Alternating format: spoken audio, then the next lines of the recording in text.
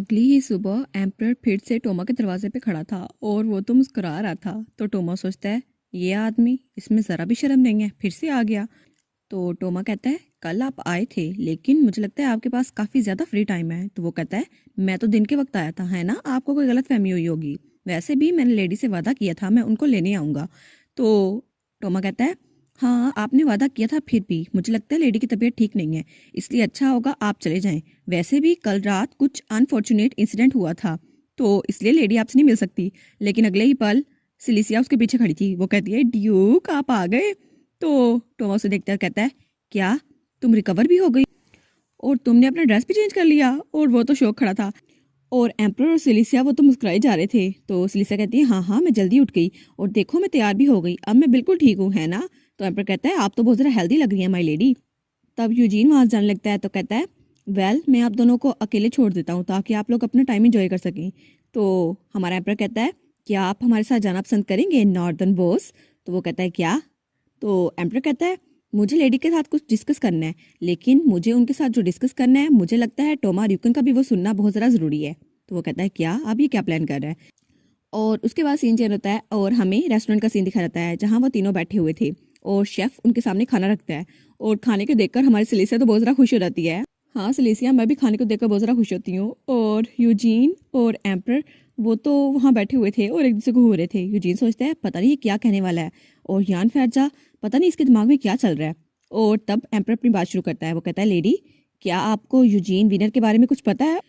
और हमारे यूजीन वो तो ड्रिंक पी रहा होता है लेकिन उसकी ड्रिंक की हलक में फंस जाती है। और फिर वो रुमाल से अपना मुंह साफ करते हुए कहता है, क्या।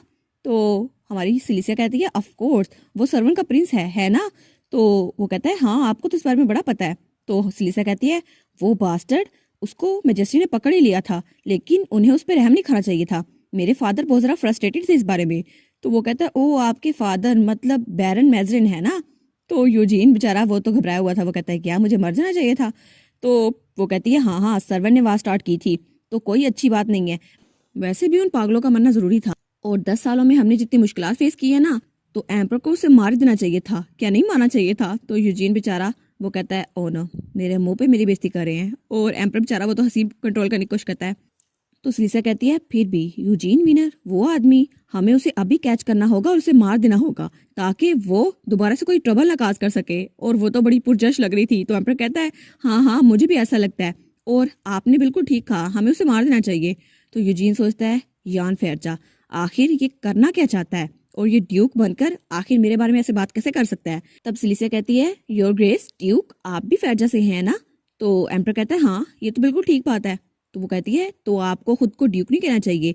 आपको पता है ना कि सारे लीनियज खत्म हो चुके थे, मार्कस ड्यूक, सारे नोबल टाइटल्स हटा दिए गए थे। तो मुझे लगता है आपको थोड़ी एहतियात बरतनी होगी। तो वो कहता है, ओ बिल्कुल नहीं, ये तो फाइन रहेगा। तो वो कहती है, क्या ठीक रहेगा, लेकिन हिज मैजेस्टी वो तो बिल्कुल साइको है। तो एम्पर कहता है, क्या मैं साइको हूँ। तो वो कहती है, हाँ मेरे फादर उनको सर्व करते थे, लेकिन जब भी उनका नाम आता है तो मेरे फादर का चेहरा पीला पड़ जाता है और वो डरने लग जाते हैं। लेकिन मुझे लगता है उनको बहुत ज़्यादा मुश्किलात फेस करनी पड़ी होंगी। और एम्पर मैजेस्टी मुझे लगता है वो कुछ और ही है जो जाहिर करते हैं, उसके अलावा कुछ और है।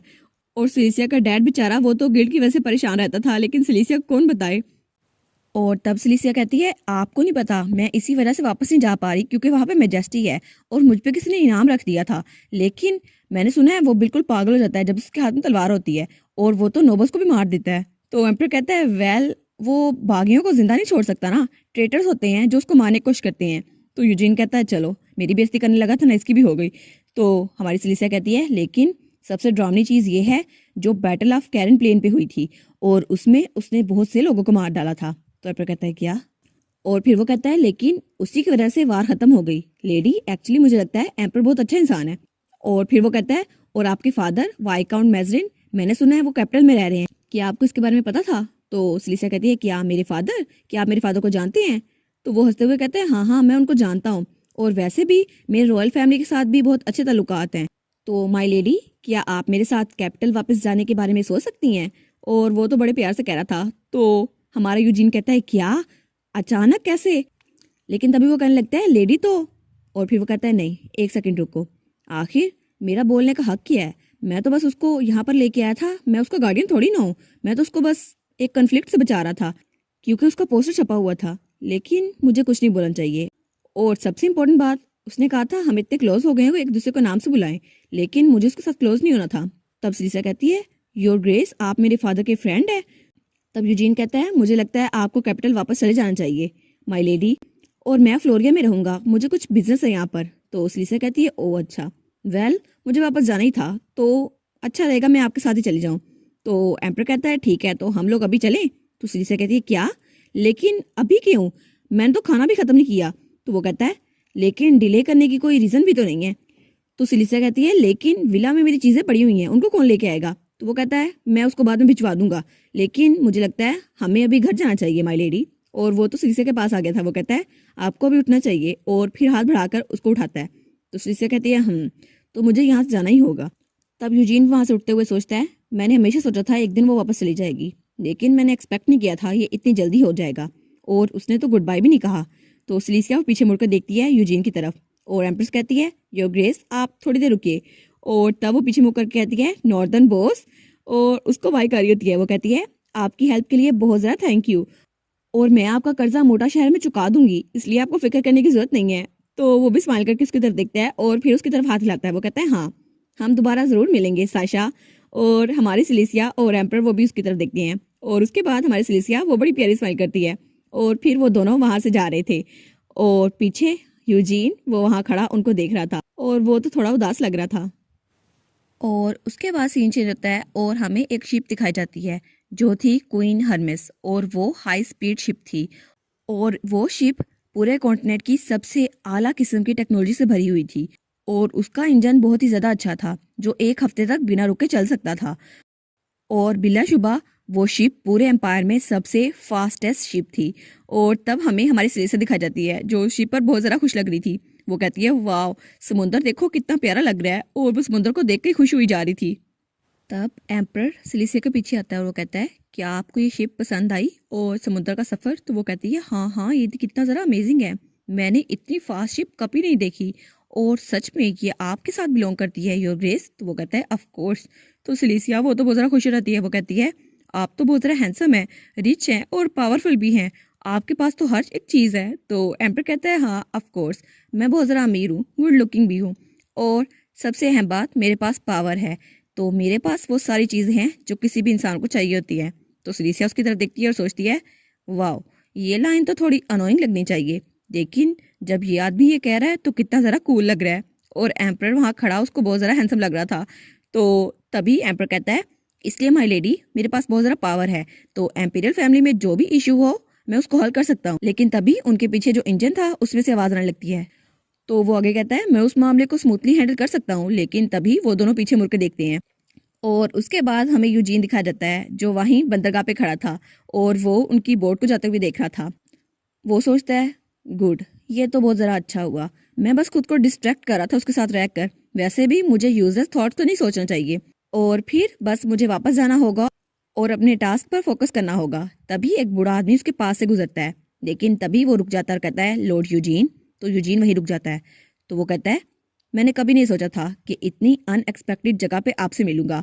तो यूजीन वो तो बिल्कुल रुका हुआ था, और तब वो कहता है, कौन, आखिर कौन, किसने तुम्हें परमिशन दी कि मेरा नाम इतनी आज़ादाना लो, वो भी पब्लिक प्लेस पे। तो वो आदमी बहुत ज़्यादा डर जाता है। तब यूजीन कहता है, एक इंसान जो जीनिया का नाम ले और मेरे सामने बकवास करे, तुम्हें लगता है तुम जिंदा रह पाओगे, और तुम्हें कोई शर्म है भी या नहीं।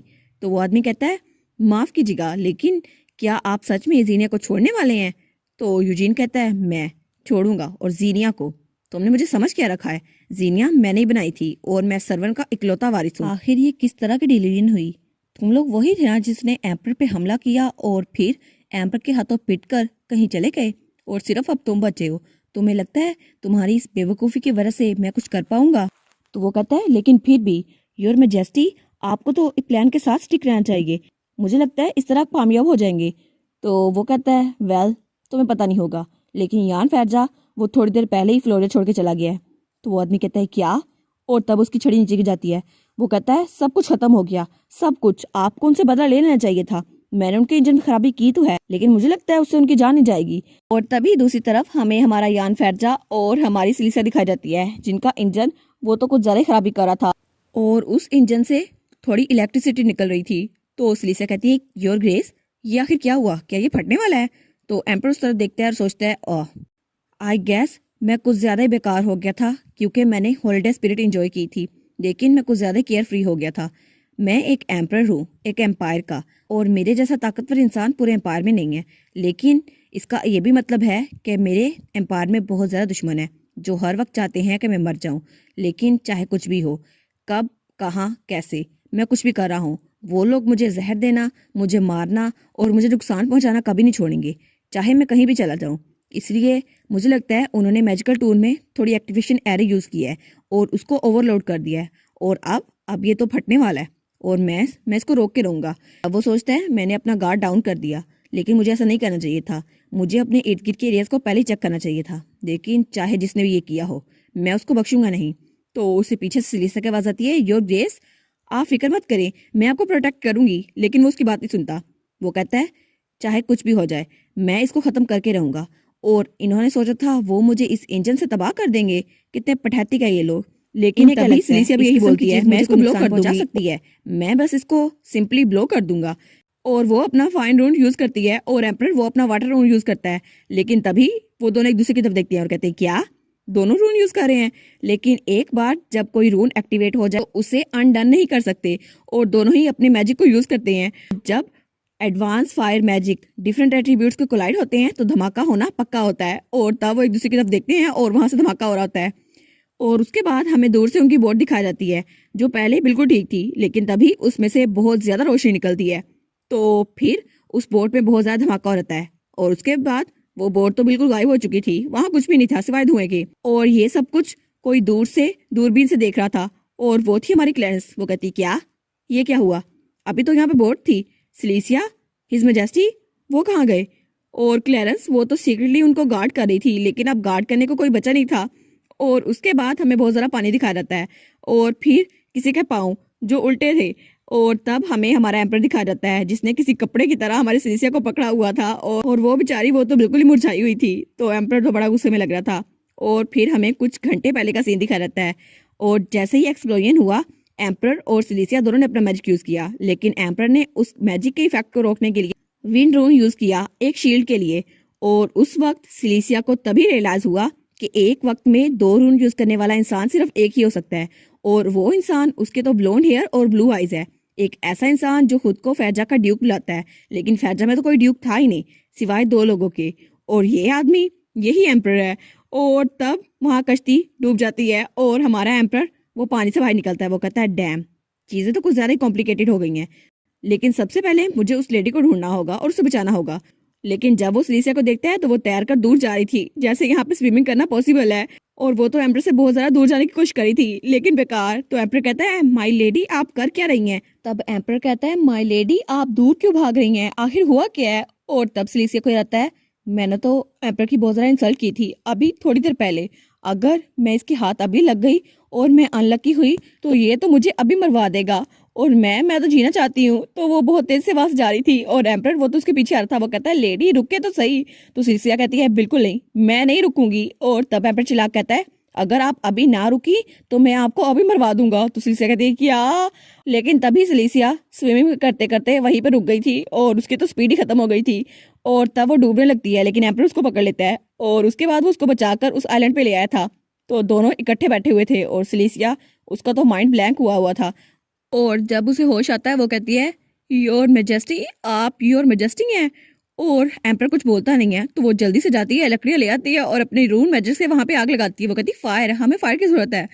और एम्पर उसको देखता है और थोड़ा तंजिया मुस्कुराता है, और फिर वो सिलिसिया से कहता है बस वहां पे आराम से बैठी ना रहो, तुम्हें सोचना होगा आगे हमें क्या करना है। तो सिलिसिया कहती है ओ थोड़ी देर बाद मैं यहाँ किसी गाँव की तलाश में निकलूंगी, और उसके बाद मैं कुछ खाने को ढूंढूंगी। तो एम्पर कहता है वो तो बहुत ज़रा मुश्किल होने वाला है। तो सिलिसा कहती है लेकिन क्यों, यहाँ पे कुछ तो होगा, कोई तो लोग होंगे।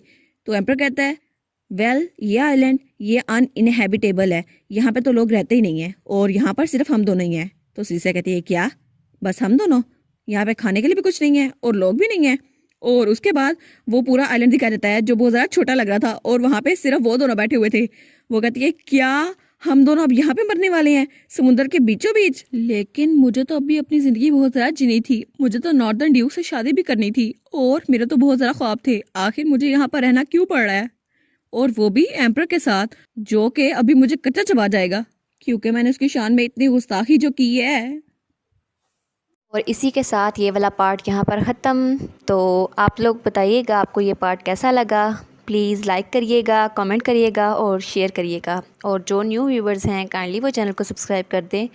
और पिछली वीडियोस का लिंक आपकी स्क्रीन पर नज़र आ रहा होगा, तो काइंडली उनको भी चेकआउट कर लें। Thank you so much.